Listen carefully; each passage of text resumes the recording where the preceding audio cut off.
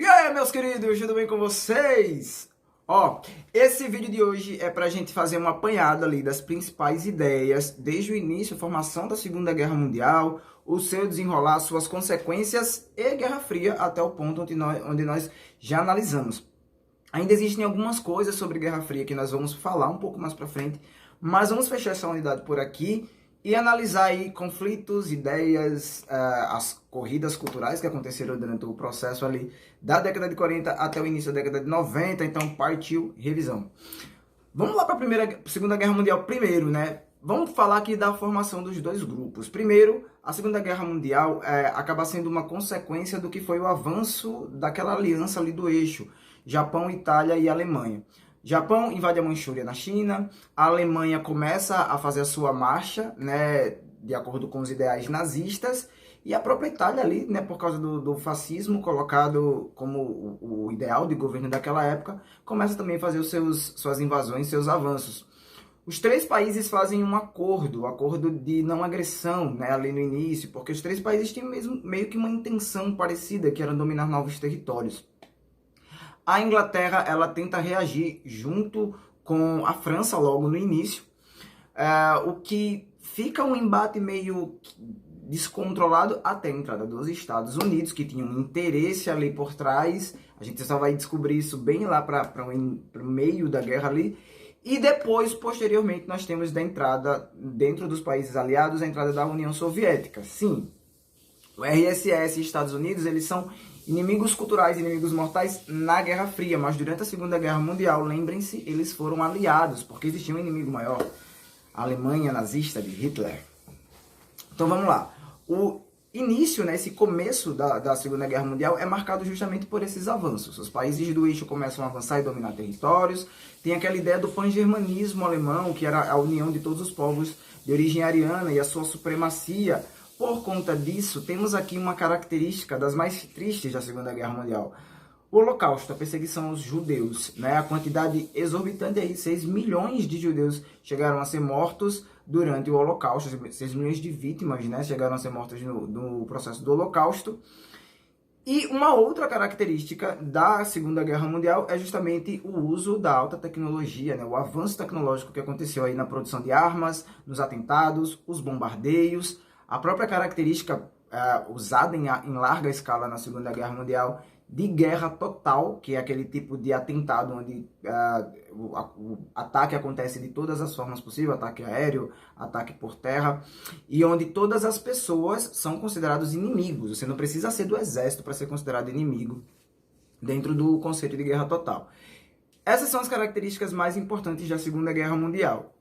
Ela vai avançar, né? Primeiro os países do eixo, eles tomam uma frente, eles começam a avançar. A própria França, que é país aliado, acaba sendo tomada pelos países do eixo, principalmente ali pelas tropas alemãs. Mas num segundo momento, na segunda fase da guerra, no avanço dos países aliados, o jogo vira, né? Principalmente depois que o Japão ataca a base naval de Pearl Harbor, lá no Havaí, e força os Estados Unidos a entrar com força total dentro da Segunda Guerra. E aí começam a vir as primeiras derrotas. Para o Japão, para a própria Alemanha, a Alemanha vai passar por uma série de derrotas contra o RSS, contra a Inglaterra. Então, o governo nazista começa a sofrer as derrotas dentro desses grupos, né, dos países do eixo. O governo alemão começa a sofrer suas derrotas mais sérias.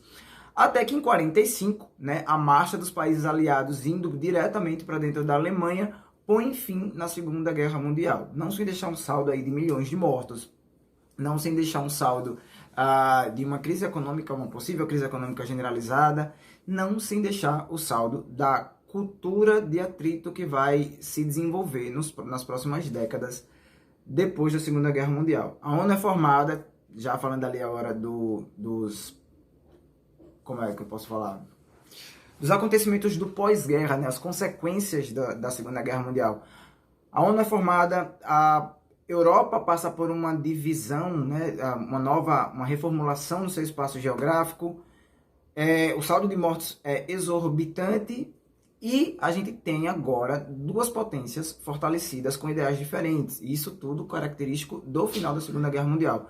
De um lado a gente tem a União Soviética com os ideais do seu comunismo, socialismo, do outro lado nós temos os Estados Unidos com os ideais do capitalismo.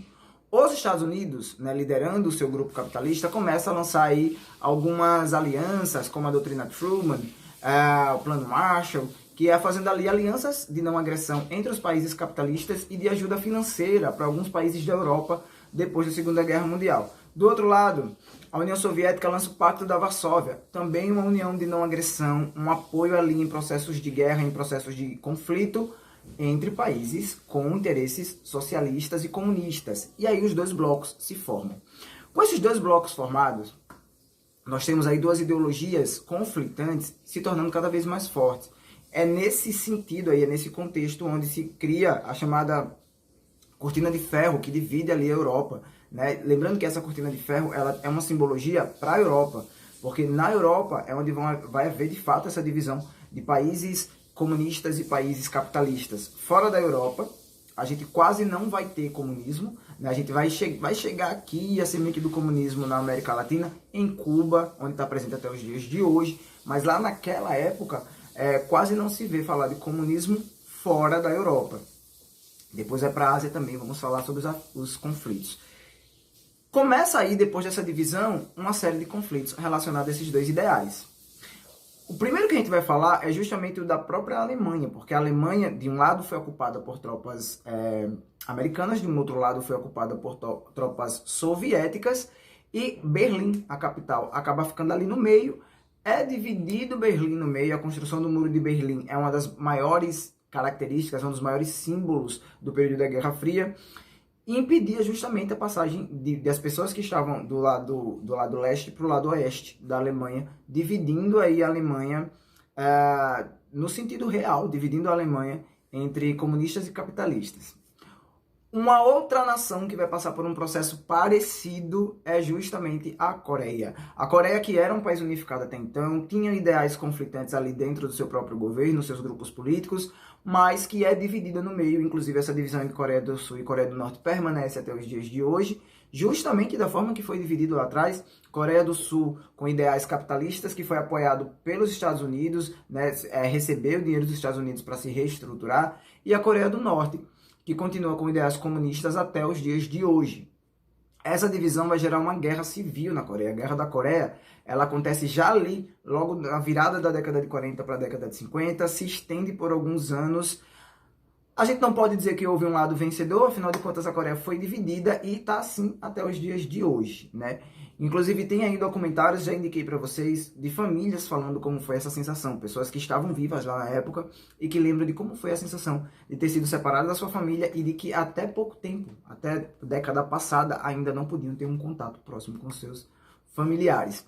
Um outro movimento, um outro conflito muito importante dessa época da Guerra Fria foi a Revolução Chinesa. A Revolução Chinesa essa que vem se desenhando lá desde 1684. Então é uma coisa de muito tempo. Não, a gente não pode dizer que é um processo extremamente ligado à Guerra Fria, porém ideais comunistas entram ali nessa discussão e acontece também na mesma época, né? Década de 50, década de 60 ali.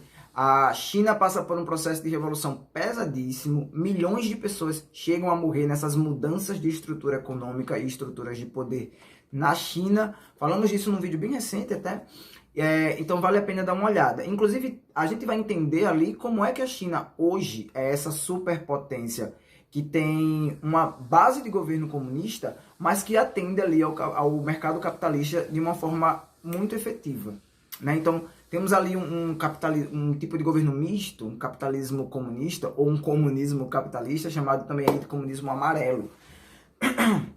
Outro atrito muito importante dessa época, não podia deixar de ser citado, é o atrito que vai acontecer entre o Estado de Israel, fundado pós Segunda Guerra Mundial, e o Egito. Nas decisões da ONU, da formação do Estado de Israel, como um tipo de amenizar a dor que o povo judeu sofreu durante todo o processo do Holocausto, as pessoas são reunidas ali. Também era prevista a fundação de um Estado palestino, coisa que não aconteceu. E isso vai despertar a ira ali dos países árabes.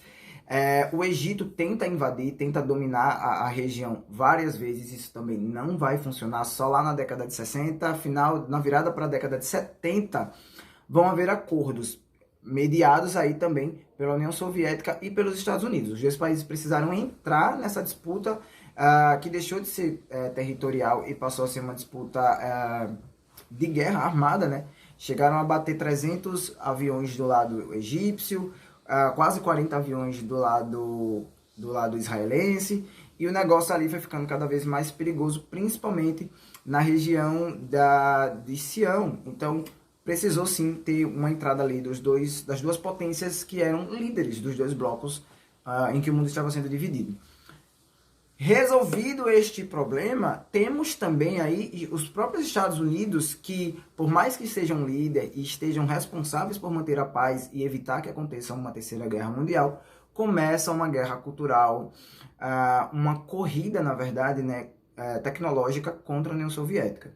De um lado, a gente vai ter logo lá no início a União Soviética mandando implantar uma base de construção de arma nuclear em Cuba, ali praticamente vizinho aos Estados Unidos. Em resposta, os Estados Unidos começam a produzir bomba e arma nuclear no Oriente Médio, do lado da Rússia. Então, os dois países começaram a mostrar para o outro que eles tinham potencial para construções de arma superior ao que o outro bloco estava desenvolvendo. O ápice aí vai chegar quando os Estados Unidos explode ali a bomba de Hiroshima. Já era talvez ali um recado dos Estados Unidos dizendo, ó, se houver um próximo combate, a gente já tem uma arma desenvolvida que efetivamente vai matar milhares, milhões de pessoas. Isso vai escalando, vira uma corrida cultural, vira uma corrida espacial. A União Soviética sai na frente e lança o Sputnik, primeiro foguete a sair da órbita da Terra. Os Estados Unidos vai mais além e consegue colocar o primeiro homem no espaço, o homem pisa na Lua. Essa corrida vai se arrastar até a década de 80, e aí na década de 60, 70 e 80, essa briga vira meio que uma briga cultural. Obrigado Estados Unidos, inclusive, por ter entrado nessa briga, porque aí surgem as HQs, né? Capitão América, a gente tem o Quarteto Fantástico, os X-Men, todos esses super-heróis surgem ali dentro de um contexto histórico para mostrar, era uma campanha, né, de marketing para mostrar os Estados Unidos como o mocinho, aquele que vai salvar o mundo, e mostrar o lado comunista como o lado vilão que poderia destruir o mundo. A gente vê isso claramente em Capitão América, quando a gente tem um vilão que é russo, né? É um vilão que é comunista, o Caveira Vermelha, e do outro lado a gente tem o salvador do mundo sendo o próprio Capitão América aí, levando estampado no corpo a bandeira dos Estados Unidos. Gente, esses foram as principais ideias que a gente discutiu. Fiz um resumo rapidão aqui. Então eu tô pegando superficialmente sobre as ideias. O que vocês precisam fazer? Vocês precisam voltar lá nos vídeos e analisar detalhe por detalhe. Ou pegar as atividades de vocês e relembrar, mas eu acho que ir pelos vídeos é mais fluido, é mais rápido. Então, aconselho vocês a darem uma olhada. Boa avaliação agora na semana que vem e até a nossa próxima aula. Tchau!